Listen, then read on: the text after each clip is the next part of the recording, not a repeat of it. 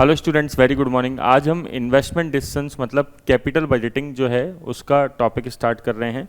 वो यूएससीएमए के अंदर भी है और एसीसीए फाइनेंशियल मैनेजमेंट F9 के अंदर भी है।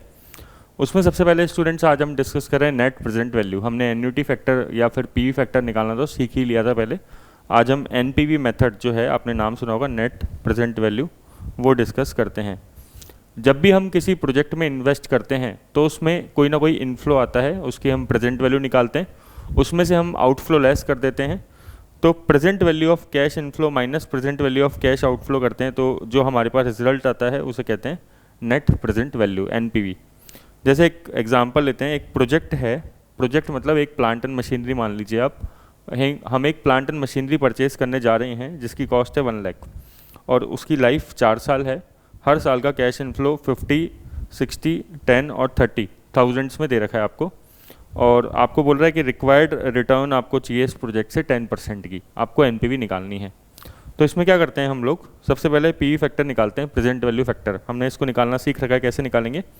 10% की रिक्वायर्ड रेट ऑफ रिटर्न है तो 1 डिवाइडेड बाई 1.10, ठीक है ना, मतलब 1/1 प्लस रेट होता है ये। तो 1 डिवाइडेड बाई 1.10 करेंगे आप, इक्वल्स टू प्रेस करेंगे तो 0.909 आएगा। दोबारा इक्वल्स टू प्रेस करेंगे तो 0.826, फिर वापस इक्वल्स टू 0.751 और 0.683, ऐसे करके ये 4 फैक्टर्स आ जाएंगे। ये अपन निकालना सीख चुके हैं ऑलरेडी। हम प्रेजेंट वैल्यू कैसे निकालेंगे, इस 50,000 को मल्टीप्लाई कर देंगे 0.909 से तो 45,450 आ जाएगा। फिर सेकेंड ईयर भी मल्टीप्लाई कर देंगे, थर्ड ईयर भी, फोर्थ ईयर भी, ऐसे ये चारों फिगर्स अपने सामने आ जाएंगे मल्टीप्लाई करने पे, और टोटल इनका लगा देंगे तो 1,23,010 आ जाएगा। इसको हम बोलते हैं present value of cash inflow. क्यों बोला, क्योंकि ये कैश इनफ्लो था, जब इसकी हमने इसको पीवी फैक्टर से मल्टीप्लाई कर दिया तो ये क्या आ गया, present value of cash inflow.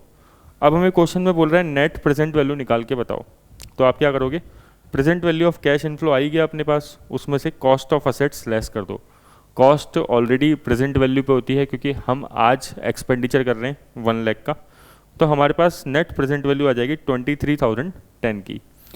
जब ये नेट प्रेजेंट वैल्यू, क्योंकि पॉजिटिव है नेट प्रेजेंट वैल्यू, आप देख सकते हैं कि हमें यहाँ पे फ़ायदा हो रहा है।